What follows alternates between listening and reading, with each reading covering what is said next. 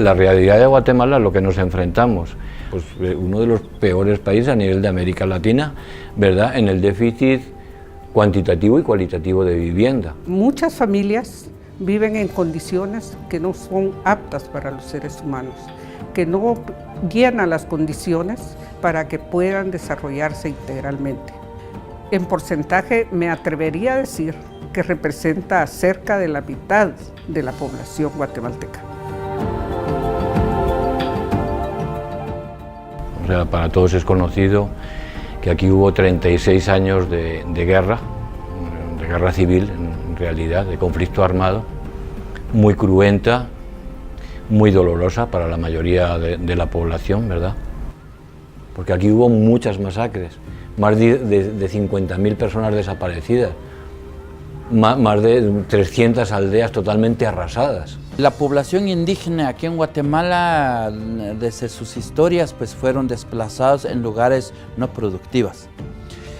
También han sido sujetos en despojo de tierra. Entonces surge el movimiento por la tierra y luchamos.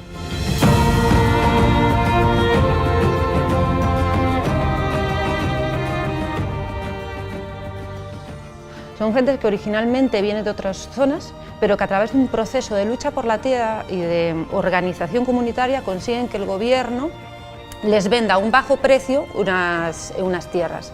Entonces llegan y de repente llegan sin tener nada, tienen que empezar a organizarse, tienen que empezar, bueno, primero a dividir la tierra y después de ahí empezar a construir todas las infraestructuras.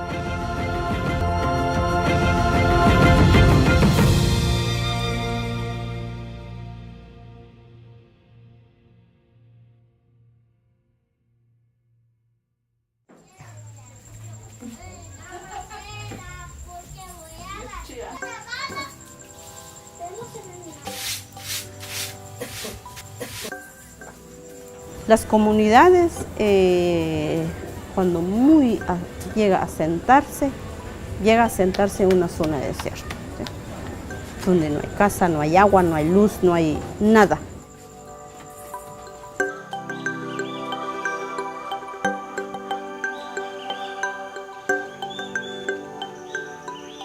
ASIAPRODE es una organización local conformado por 18 comunidades asentadas en la costa de Guatemala. Todos fuimos desplazados, de alguna manera nos tocó construir comunidades. En ese momento surgen diversas necesidades básicas, como es el agua, educación, salud y vivienda. Con Arquitecto nosotros pudimos tener ese contacto y hemos realizado varios proyectos. El trabajo en Guatemala comenzó en el año 97 y han sido siempre proyectos de mejora del hábitat en diferentes aspectos, desde la construcción de vivienda, mejora del hábitat domiciliar, a mejora de equipamientos educativos o mejora de equipamientos de salud, como centros de salud, casas maternas. El objetivo es siempre acompañar a las comunidades en sus procesos de mejora del hábitat. Muy pocas organizaciones, especialmente internacionales, pueden vivir y conocer la vida real de unas comunidades o poblaciones indígenas. Cuesta. Arquitectura sin Fronteras trabaja sobre la filosofía de la producción social de vivienda y hábitat. Se basa sobre el hecho de que la vivienda es un derecho universal.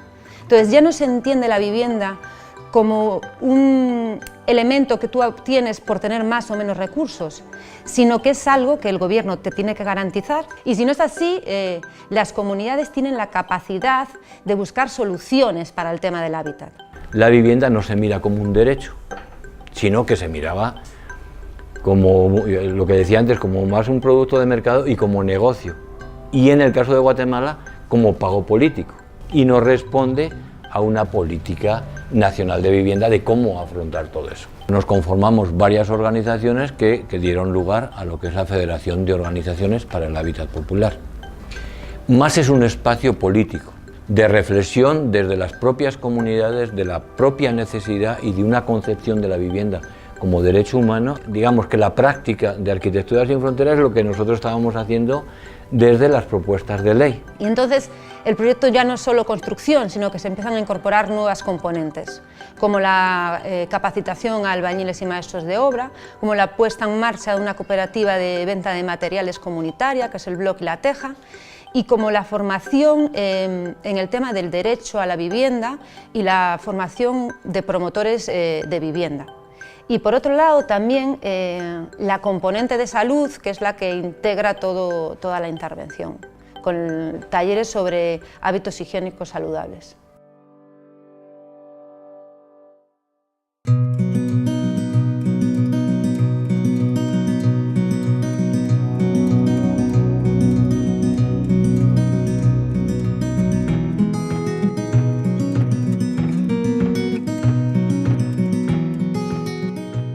La cooperativa se llama Cooperativa de Producción Integral El Juzcanil. Se creó para generar empleo, para que como estas ganancias sí puede esta cooperativa obtener para dar a una comunidad un servicio social. Comenzamos a trabajar del 2011. Llegué a la cooperativa por el hecho de un fracaso que tuve. De ese fracaso pues me encontré una familia de compañeros y ahí me reanimaron. Al poco tiempo nos vino las máquinas de hacer blog, ya no nos vino lo que es el de hacer teja, y ahí empezamos a renacer, a producir el trabajo para las viviendas. Aquí se trabajan mujeres y hombres, porque en el equipo de blog se trabajan los hombres y en el de tejas las mujeres, y vienen de las diferentes comunidades. Es un beneficio para todos nuestros compañeros que no tienen de dónde echar mano, están pobres. En las comunidades a veces existe mucho machismo, le dicen, cuando a veces dicen las mujeres no son aptas para estudiar, pero ya estamos en la cooperativa, ahí lo toma todos por igual.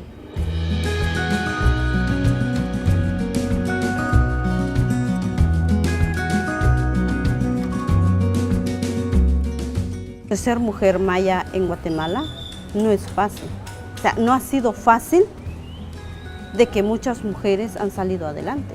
Pues la mujer en el tema de la vivienda es el punto central, o sea, es la persona que más va a vivir esa casa, de que tiene ese concepto del hogar mucho más arraigado. Y por eso es tan importante que cuando las mujeres se van comprometiendo ya no hay paso atrás. Nosotros hacemos mucho hincapié en que haya una participación siempre entre hombres y mujeres. Las escrituras de las viviendas tienen que estar a nombre del hombre y de la mujer. Entonces, en algunas comunidades se ha dado la cuestión de que las escrituras del terreno estaban sobre el nombre del hombre. Hubo que cambiar las escrituras de toda la comunidad para ponerlas al nombre del hombre y la mujer, lo cual esto ha llevado un proceso largo en el que Juventina estuvo muy implicada. Tuvimos serios problemas con los hombres. Al final hubo un grupo de hombres que se volvió en mi contra. Hubo un grupo que sí tuve amenaza. Entonces sí sufrí en ese momento, pero más sin embargo sí se rompió al final de todo, cuántas asambleas para explicarle a ellos que no es el interés de quitarle en la mano a los hombres, sino que es cómo garantizar la seguridad y la vida de esta mujer y sus hijos.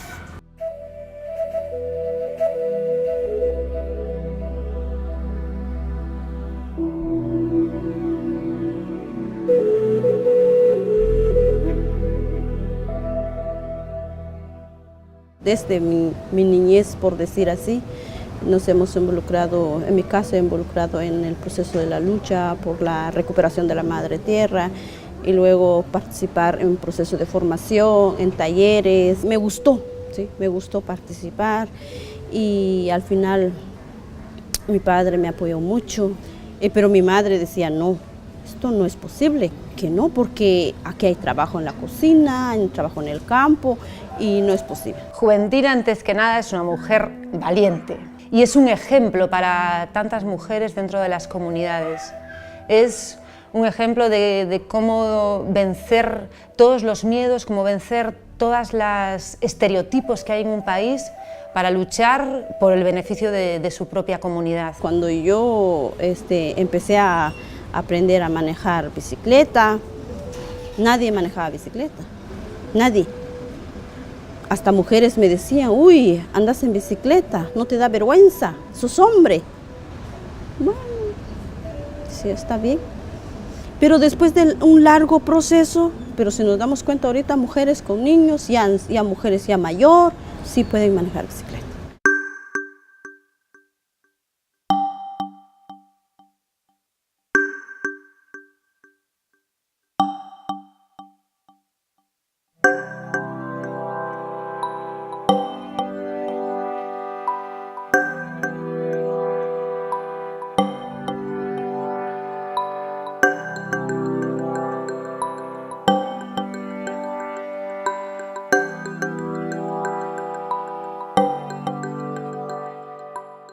Mi nombre es Teresa Rumalda Cachachtiu.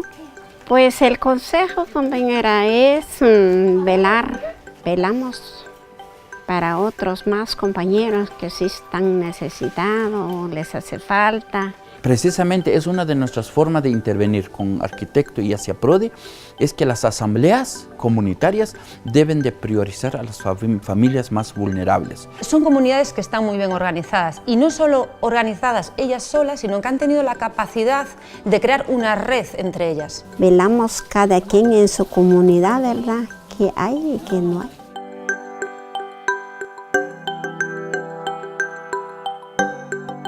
Siempre con la siembra, sembrando milpa, a veces tomate, chile. Cuando no venía la cañera, pues se daba bien. Pero ya ahorita sembramos, ya no se da. Estamos bien jodidos por la caña,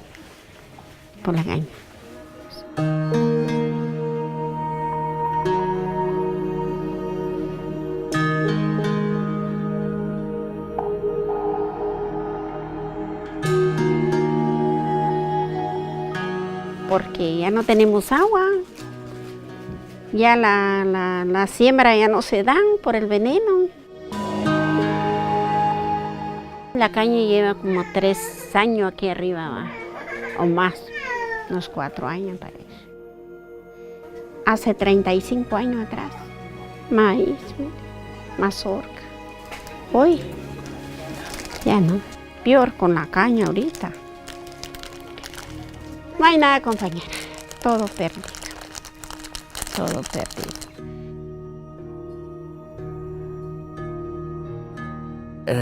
Recientemente la caída de algodón, de café, de la ganadería, se fueron implementando el monocultivo, que es la palma africana y la caña. El proyecto neoliberal que viene casi desde los acuerdos de paz, que es la industria extractiva y el capital financiero, eso lo venimos arrastrando. ¿Por qué? Porque hay mucho capital invertido, porque hay muchas transnacionales, porque hay mucho dinero, porque hay muchos intereses a nivel global y todo eso, ¿verdad? ¿Cómo es posible que en Cuba los chinos estén pagando el 51% de las ganancias en la extracción del níquel, por ejemplo, y aquí lo den el 1%? Cuando la gente hay pobreza, hay más posibilidad de mano de obra barata, porque no tiene. El día que la gente tuviera tierras, una repartición equitativa de los recursos de Guatemala, es el día que se iguala al nivel de vida. Y así es que tampoco vamos a conseguir mano de obra barata.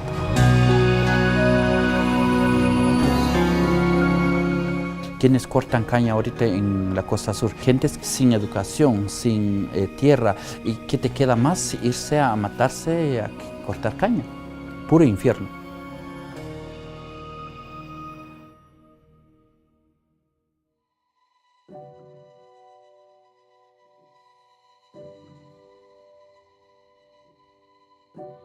Yo me llamo Raúl Sales Romero. Pues yo me dedico de agricultor y en la caña. Es difícil. Yo me pongo a pensar, digo, voy a sacar 1000 quetzales, digo. 1000 quetzales, digo, voy a gastar 500 para mi gasto, digo.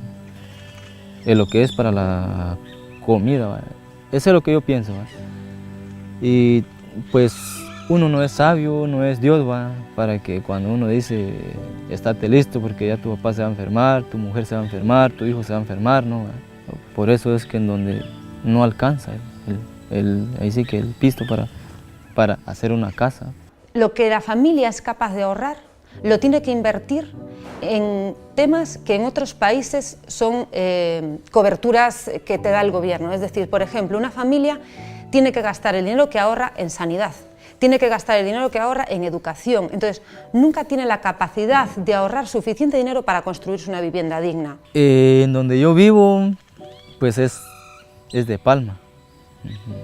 Pues ahí no estoy tan seguro, pues por la lluvia, por los temblores, por los rateros, por un sinfín de cosas. Claro, normalmente la tipología de vivienda es una vivienda de autoconstrucción, o sea, la misma familia es la que construye su vivienda y lo hace con los materiales que tiene a disposición. Lo que no tienen casi ninguna es unas puertas y unas ventanas seguras que te permitan cerrar la casa y tener un espacio seguro, y después el piso, que es otro de los problemas fundamentales, es de tierra en la mayoría de los casos.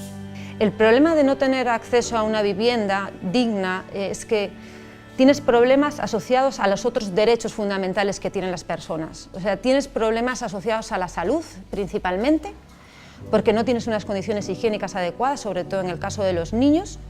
Después, tienes problemas para acceso también a una educación, porque no tienes un espacio para los niños para que puedan trabajar y estudiar. Y después, tienen problemas también de protección y de seguridad, porque la familia no se siente en ningún momento segura, no tiene un amparo. Y esto se enfatiza más en el caso de las mujeres.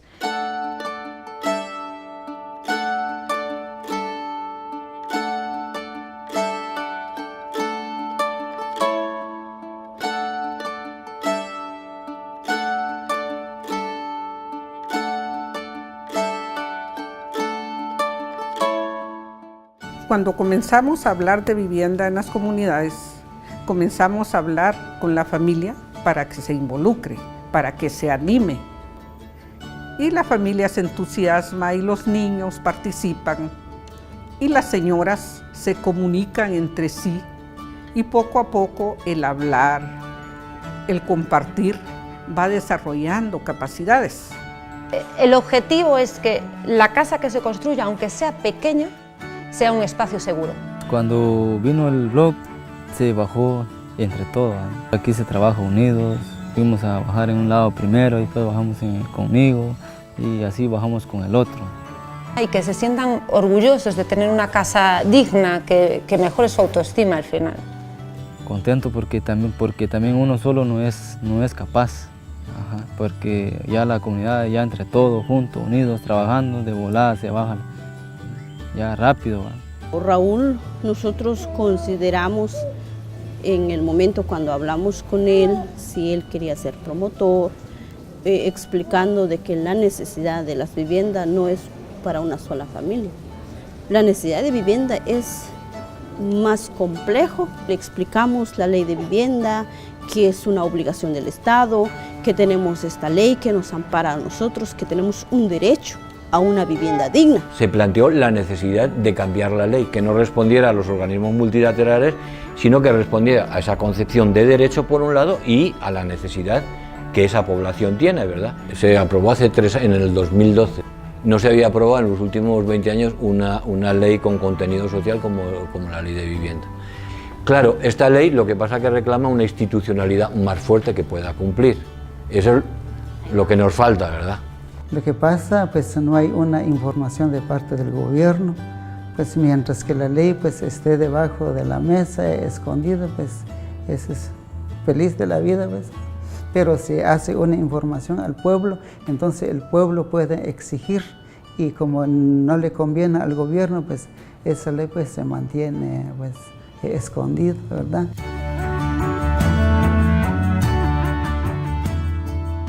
Yo soy el promotor, ¿va? Porque yo quiero saber, ¿va? Hay un artículo, ¿va? En donde hay una ley, ¿va? Que los campesinos tienen derecho a una casa. Lo que yo quiero saber más, ¿va? Para tal vez algún día, tal vez yo sea así como don Damián, como la Juventina, ahí sí que ayudar a los más necesitados, ¿va?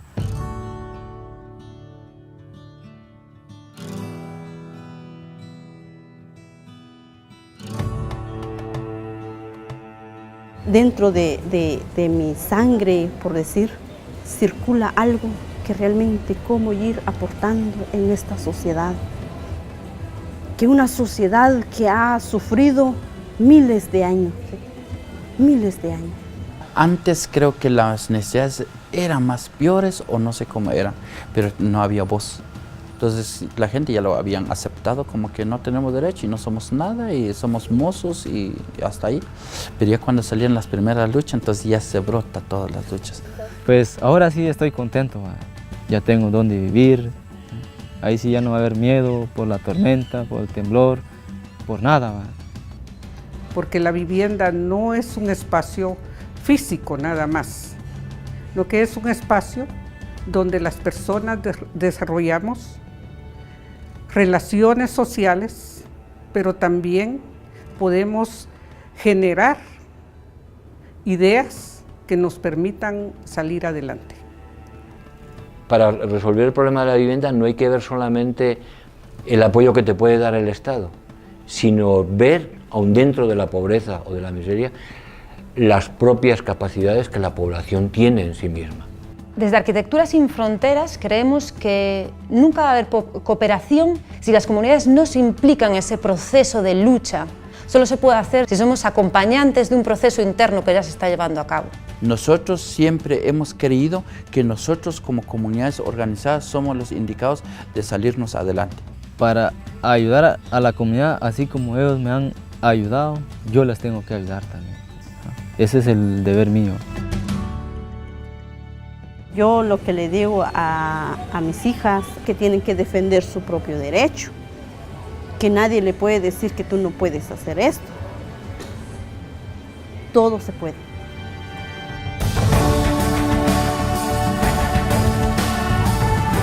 Ningún ser humano puede estar sin un refugio.